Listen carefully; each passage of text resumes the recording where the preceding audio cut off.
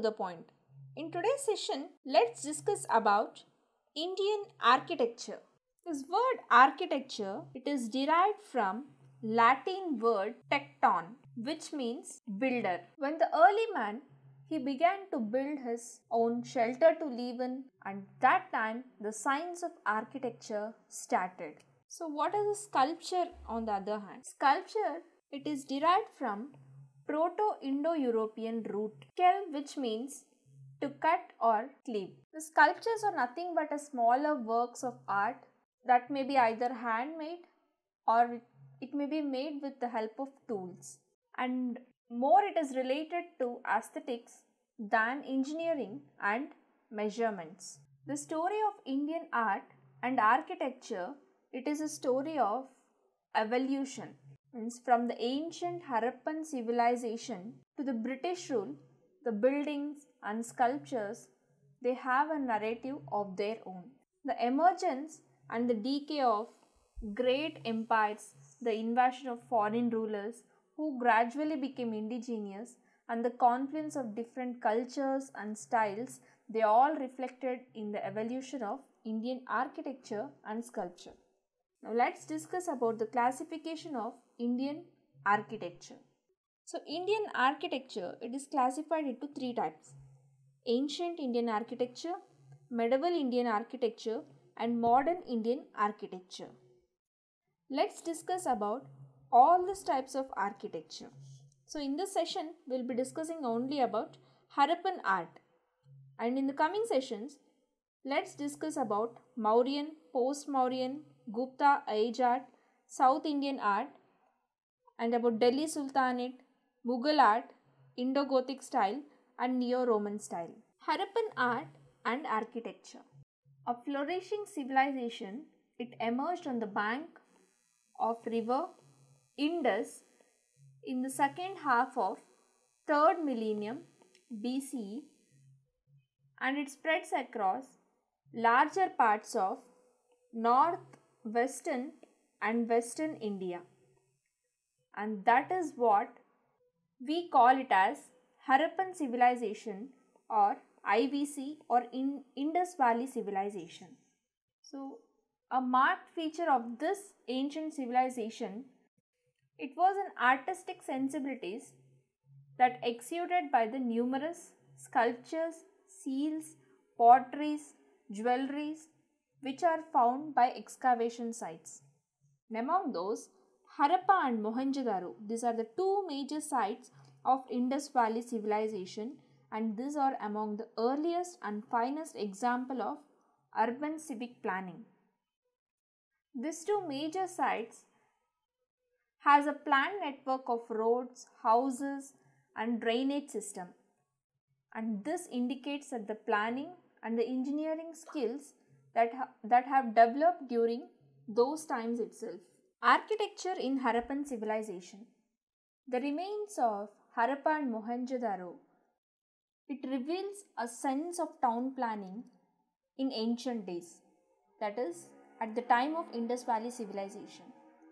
The towns, it were laid out in a rectangular grid pattern, and the roads, it ran in north to south and east to west direction, and they cut each others at right angles.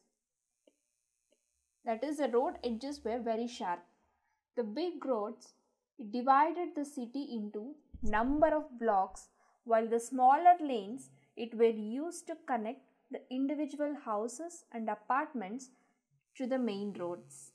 And mainly three types of building have been found during the excavation of these sites. They are dwelling houses, public buildings and public baths. The Harappans, they used a burnt mud bricks of standardized dimensions for the purpose of construction, and many layers of well-baked brick, it were laid out and then joined together using a gypsum mortar. The city of Harappan civilization, it was divided into two parts, an upraised citadel and a lower part of the city. An upraised citadel, in the western part, It was used for constructing buildings of larger dimensions like granaries, administrative buildings, pillared halls, and courtyards. And some of the buildings in the citadel, it might have been also the residence of the rulers and aristocrats. And this Indus Valley civilization sites, they do not have large monumental structures such as temples or palaces for rulers like Egyptian and Mesopotamian civilization.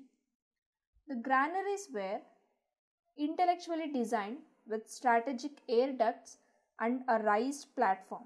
So this helped in storage of grains and protecting them from pest. In the lower part of the city, small one-roomed houses have been found and which might have been used as quarters by the working class people, and some of the houses have stairs and which indicate they might have been double storied. The Great Bath at Mohenjo-daro. This is an important feature of Harappan sites and it is a prevalence of public baths which indicates the importance of ritualistic cleansing of their culture. And this bath, it also had an array of galleries and rooms surrounding it. And one of the most famous example of a public bath is a great bath which is excavated at Mohenjo-daro. There are no cracks or leaks in the great bath. Speaks volumes about the engineering capabilities of the Harappan civilization. Advanced drainage system. This is the most striking feature of Harappan civilization, we can say. Small drains, it ran from each house and it were connected to the larger drains running alongside the main rivers. The drains were covered loosely to allow regular cleaning and maintenance. And these are cesspits. Cesspits were placed at regular intervals. The importance placed on hygiene, both personal and public, it is quite impressive during the Harappan civilization. And the presence of wells, it has also been observed at many sites. Sculptures of Harappan civilization. The Harappan sculptures, they were extremely adept at handling three-dimensional volumes. The most commonly found were seals, bronze figures and potteries. Let's discuss about the seals. So archaeologists, they have found numerous seals with different shapes and size all across the excavation sites. Most of the seals were in square and it was found that triangular, rectangular and circular seals were also being used. Steatite. It is a soft stone which is found on the river beds. It was although the most common material used to make the seals. Apart from steatite, copper, terracotta seals have also been found. And some examples or some instances of copper, gold and ivory seals have also been found in the Harappan sculptures.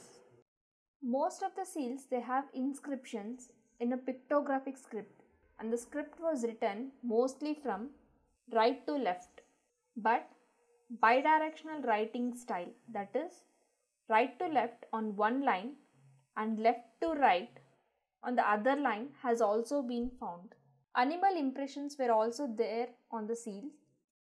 The common animal images were also found like unicorn, humped bull, rhinoceros, tiger, elephant, buffalo, bison, goat, crocodile and so on. But there is no evidence of cow on any of the seals. Generally the seals, they had animal or human figure on one side and an inscription on the opposite side or inscriptions on both the sides. Some seals, they had inscriptions on the third side as well. Some seals, they have imagined animals as such as half man and half animal. So the seals were primarily used for commercial purpose and it helped in communication. So, discovery of various seals in Mesopotamia and various sites such as Lothal, it says that the fact that the seals were extensively used for the purpose of trade. So, some seals with a hole, it is also found on dead bodies, and this indicates that they might have used as amulets which carried on the persons of their owners. So it might be probably used for some form of identification. Mathematical images have also found on the seals, and this might be used for educational purpose. And seals with symbol that is similar to swastika design have also been found. Example, Pasupati seal and unicorn seal. So this is a figure of Pasupati seal. A steatite seal, it is discovered at Mohenjo-daro. It depicts a human figure or a deity seating a crossed-legged. The figure referred to as Pasupati, it wears a three-horn headgear and it is surrounded by animals. An elephant and a tiger are there on the left side of the figure, while a rhinoceros and a buffalo are seen on the right side. Two antelopes are shown below the seat of the figure. Bronze figures. This Harappan civilization, it saw a wide-scale practice of bronze casting. The bronze statues, it were made using lost wax technique, or it is also called as cire perdue. So in this technique, wax figures are first coated with wet clay and it is allowed to dry. And the clay coated figures are then heated, allowing the wax inside to melt. And the wax is then poured out through a tiny hole and a liquid metal is poured inside the hollow mold. After the metal has been cooled down and solidified, the clay coat is removed and a metal figure of the same shape as the wax figure is obtained. And even now the same technique is practiced in many parts of the country. Example, bronze dancing girl of Mohenjo-daro, bronze bull of Kalibagam, and so on. So the dancing girl, it is the world's oldest bronze sculpture, which is found in Mohenjo-daro. This 4-inch figure, it depicts a naked girl wearing ornaments, and which include bangles in the left arm and amulets and bracelets on the right arm. She stands in Tribhanga, dancing posture with the right hand on her hip. Terracotta. Terracotta refers to the use of fire-baked clay for making sculptures. Compared to the bronze figures, the terracotta sculptures are less in number and crude in shape and form. They were made using pinching method and they have been found mostly in the sites of Gujarat and Kalibangan. Terracotta, it was generally used to make toys, animal figures, miniature cards and wheels and so on. Example, Mother Goddess, Mask of Horned Deity and so on. The Mother Goddess figures, it has been found in many Indus sites and it highlights its importance. Mother Goddess figure, it is a crude figure of a standing female adorned with necklace hanging over prominent breast. She wears a loincloth and a girdle. She also wears a fan-shaped headgear. The facial features are also shown very crudely and lacks fineness. She was probably worshipped for prosperity. She might also have been a goddess of fertility cults. Pottery. The pottery is found at the excavation sites. It is classified into two kinds: plain pottery and painted pottery. So this is a plain pottery and this is a painted pottery.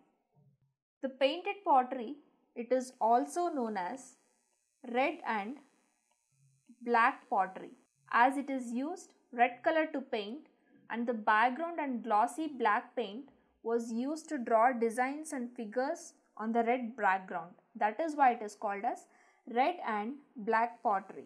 Trees, birds, animal figures and geometrical patterns were the recurring themes of the paintings. Most of the potteries that have been found are very fine, wheel-made wares, with a very few being handmade. The potteries were used for three main purposes.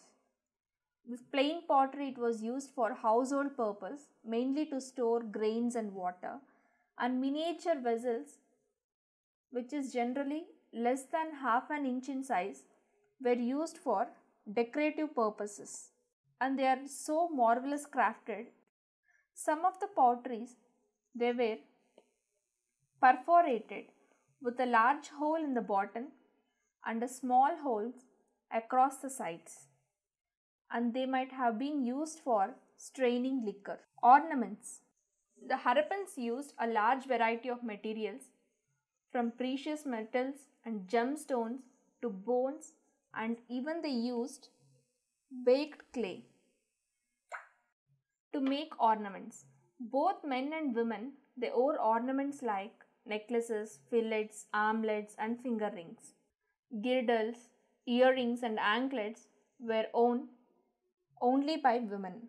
Beads that were made from cornelian, quartz, teetite, they were popular and they produced on a large scale.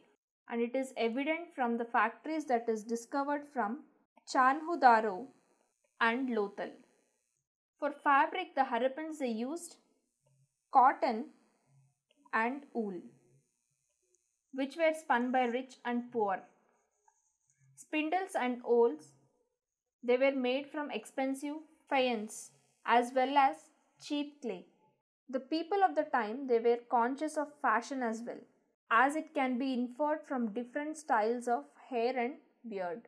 So the bust of the bearded priest, it is one of the excellent example of stone figures which is found in Indus Valley civilization, and it is a figure of a bearded man draped in a shawl with the trefoil patterns.